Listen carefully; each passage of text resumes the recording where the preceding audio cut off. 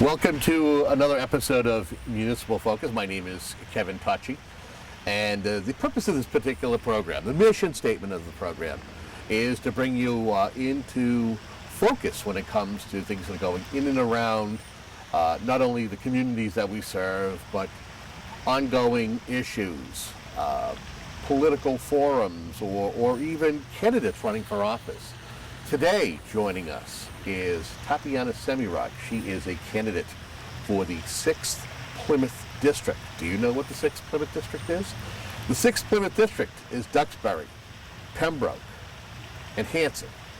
And we want to welcome you to the program. How are you? Thank you, Kevin. It's good to be here. I'm doing great. I do have to say that Duxbury is in the district, but only 5 of its 6 precincts. So precinct 1 is in another district. I hope to represent precincts 2 through 6. Okay. I should say that as a blanket statement per se, and don't get into the particulars of it, but I'm glad that you were able to kind of point that out for folks who may or may not know you. Yeah. Okay. Tell us a little bit about yourself. Right. So I'm not a politician. Although I've worked in politics for many years, I first and foremost am a mom. I'm also a widow. I lost my husband 4 years ago in a car accident. Right before I lost him, 6 days before I was diagnosed with breast cancer. So I survived breast cancer. I'm also an immigrant from Russia, a refugee. We came here, my family brought me here in 1988, which is 32 years ago. We were fleeing communism. So we came to America to pursue the American dream and fell in love with this country. So what makes you, again, a mom, what makes you want to run for office? What makes you say, I want to run for state representative? Well, thank you for that question. It was quite a decision for me and my girls. I have 3 children, all girls, all under the age of 13. And to put myself out there was not an easy decision. But lately I've been feeling a little bit suppressed in how I feel about what's going on in the world, in the country right now. I feel like I couldn't speak my mind about being a conservative Republican without being either snickered at or, I don't know, bullied a little bit. Hey, you like Donald Trump, you know? And even if I did, why can't I say that without, you know, being silenced? And the last straw was when my daughter came home from school in Duxbury and said, Mom, you know, just don't tell anybody. And she was crying. She said, don't tell anybody that we're conservative, because this is a liberal state, liberal town, and I don't want anybody to bully me in school. And that struck such a nerve for me because, you know, I come from a country where I was not allowed to speak my mind freely. I was bullied, I was oppressed. My family survived tremendous persecution in the former Soviet Union, including gulags, including starvation, death, executions. So, and all for our faith in God. So when she said that, it really made it real for me, that something has changed in our country over the last 32 years. This is not the same America that I came to 32 years ago. Something's different. And I decided, you know what, if I can make a difference, if I can give back to the country that gave me so much, I want to do that. And so that's how the journey started. What do you feel some of the key issues or the key things that need to be tackled, whether it's in the Commonwealth of Massachusetts or specifically for your district? Well, that's a tough question, Kevin, because this year is a unique one. You might agree, everyone might agree. When I first decided to run, my priorities were different. Then when I pulled papers, you know, the focus was different. And then of course COVID happened. And now we've got issues with looting and rioting and just such division in our country and so much pain. And so for me, I try to adjust to all of that on a weekly basis almost. Something new is happening. But I would say that the number one key issues we have to bring our economy back. We are now the #1 state in the country with the highest unemployment. And obviously this pandemic has hit the hardworking families in my district, in this beautiful state, very hard. And you know, I've knocked on almost 5,000 doors by now. Wow. Yeah, throughout the district. And I hear it at almost every door, how difficult this pandemic and the shutdown has been for folks. And if Beacon Hill, we must help our families recover from this economic shutdown, and definitely not raise our taxes as my opponent did by voting for the gas tax increase just a few weeks ago.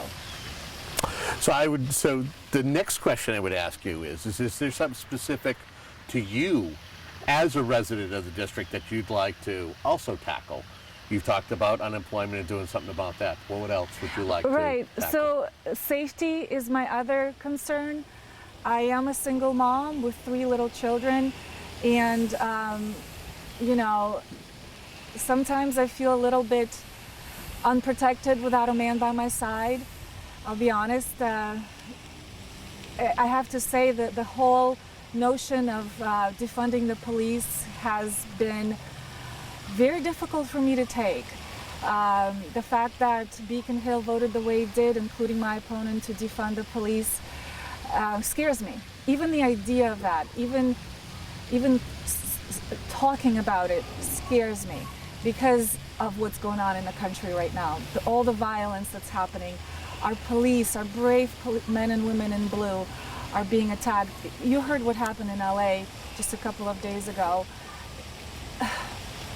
For me, it's an issue that touches my heart deeply. Again, because I talk to so many people, some of them crying. They at the doors, they say, "Tatyana, you know, my brother's a police officer. Why does his son feel like his father is an enemy?" And this woman is crying because of how affected she is by this police reform bill. And I choose to honor the men and women in blue. A lot of them are former military. They're heroes. They need to be honored and thanked, not the way that they're being treated right now. Could there be 2 separate issues, that Blue Lives Matter and Black Lives Matter? I asked this because this was a question that I posed recently during a political forum. Because as we've watched things unfold socially, a lot of people would feel that there's 2 sides, that if you talk Black Lives Matter, that means that you're in opposition to Blue Lives Matter. Do you feel that these are 2 separate issues that need to be dealt with differently? That, yes, Blue Lives Matter and all people who are in law enforcement should matter, and then we talk Black Lives, that, yes, something should be done in regards to systemic racism. Right. Thank you for that. I agree. Racism, I abhor any kind of racism. You know, I've come from a society of intolerance of any kind, whether it's based on race, based on nationality, religion, gender. It should never be tolerated in any society. But to start defending one group of people while maligning another one is never an answer. It's never an answer. You're only hurting your own cause by doing that. Of course, Black Lives Matter. Of course, Blue Lives Matter. All lives matter. If you read my platform, I'm also very much pro-life. I believe that the unborn lives matter as well. That's a very important subject for me. Human life is sacred, and no one should ever attempt to hurt anyone based on the color of their skin or based on the job that they do. Of course, there are bad seeds in every profession, but most of our men and women in blue are honorable, wonderful people. You talk about facing persecution in your homeland. You talk about coming here and having people give you the business because you're a Republican or you're conservative, and you may be somehow aligned or not aligned with our current president. I thought I saw a post not too long ago where you had kind of pointed out something that happened with your daughter. Your daughter was, I guess, do some kind of a Zoom or some kind of an introduction going to school. And it seems as though it's not at all, it seems like it's something that's happening at all levels. Can you kind of talk to how it seems as though even our younger people can't escape where there's political messages even going out to our children, and your thoughts on that? Right. So I got really disturbed by an orientation video being shown to my daughter last week with a Nike commercial showing Colin Kaepernick leaning during the anthem, as well as other athletes leaning during the anthem and having BLM shirts. And the reason why I got upset is not because it was so much shown, but that was the only thing that was shown to my daughter. Nothing was shown for children to understand that this is a much more complex matter than just leaning during the national anthem. BLM is a complex and very divisive organization. Mr. Kaepernick is also a divisive figure across the country. Nike is a divisive company across the country. And to use that to show one point of view to an 8-year-old without saying, look, yes, there's problems in our country, but also let's talk about the other things that are happening and why we're showing you this. There was no balanced way that they produced this orientation video to show to my daughter and other students. And it upset me. It upset me because the message was all together. And so for me, when I hear those words, it almost sounded like, okay, all together we need to support Black Lives Matter. We need to support leading and disrespecting our flag during the national anthem. And if you don't support and if you're not part of the all together, then you're really not with us. So all together doesn't necessarily mean everyone. And I got upset about that because that struck a nerve with me. That's how I was treated back in the former Soviet Union, where the message also was, communism, all together, socialism, we're all in this together for the bright future. Yet here I was not agreeing with the system, right? As a little girl, I was ostracized, shunned. My father was not allowed to receive his dream education, his dream job, because he didn't agree with the all together message. So I immediately wrote to the principal. No, I called her actually, my apologies. I called the principal and we had a discussion. And, the message was, well, thank you for your call and for your concern. And since then, I'm trying to talk to my daughter and to educate her on the very complex nature of what is going on in our nation at the moment. If you are elected as a state representative, one of the things you will do is champion the cause for additional funding for your schools and for your district. What is your thoughts on funding? And there's also a funding formula. What's your understanding of the formula and how fair is it to your district? If I get elected, I will be in the minority. We all know that. Our House is, I call it a one-party rule, which, as we know, there needs to be balance in government, and Beacon Hill is desperately lacking that. So, as a minority, people ask me all the time, hey, how are you going to get funding for us?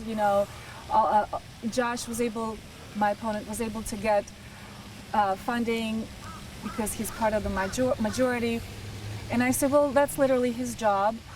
My job will be to do that and even better and even more than that. My focus will be to not vote in line with any party, so that then the money that gets taxed is used for the pet projects of the majority. I hope to bring the money directly to my district, fight for every dollar for our schools, for my community, without considering what, you know, the speaker wants or the majority wants. So I will fight for that, absolutely. If you are successful in being elected, are there any particular committee assignments that you would look forward to, or how would you actually look forward to being sworn in, and how would you tackle your first 100 days in office? Oh wow, I haven't thought about that. Thank you for directing me to think about that. I've been so busy on the campaign trail. Like I said, 5,000 doors knocked, hundreds a day. What's that been like? You know, amazing. I have to say it's my favorite part of campaigning. I get such amazing support and energy from folks at the doors. Sometimes I look at the news and I become anxious, and what saves me from that anxiety is just hitting the trail and knocking and talking to folks. I feel like we exchange hope. I give them hope, they give me hope, because there's so many people who have just lost that hope. They think, you know what, oh, my vote won't even count. It's all going to be how the majority wants anyway. And when they talk to me and when I talk to them, it actually becomes clear that there is something that we can still fight for and still have hope for. So the support has been incredible, absolutely. So what else would you like to touch upon before we wrap up our interview here? Okay, well, I would love for folks to get involved and help us out, help spread the message that they have a choice this November in the 6th Plymouth District for state rep. If folks want to get involved in any way, reach out on my website, tatyana4ma.com. There's ways that people can volunteer, even host a lawn sign. How great is that? Yeah, I'd love to hear from folks if they have any questions. I always like to respond swiftly and let folks know where I stand on certain issues. So yeah, that's it. Well, I want to thank you very much for joining us, and wish you Thank you. the best of luck on the campaign trail, and wish all the candidates who are out there campaigning, because I'm sure it hasn't been easy campaigning during COVID-19. Very hard, very difficult. Thank you, but we're taking it in stride and gonna try and make it all the way. There you go. We want to thank you for tuning in to another episode of Municipal Focus. Remember, it's up to you to get out there and vote. And just sitting at home on the couch doesn't help. Make decisions for the Commonwealth or for the country. Until next time, have a good day.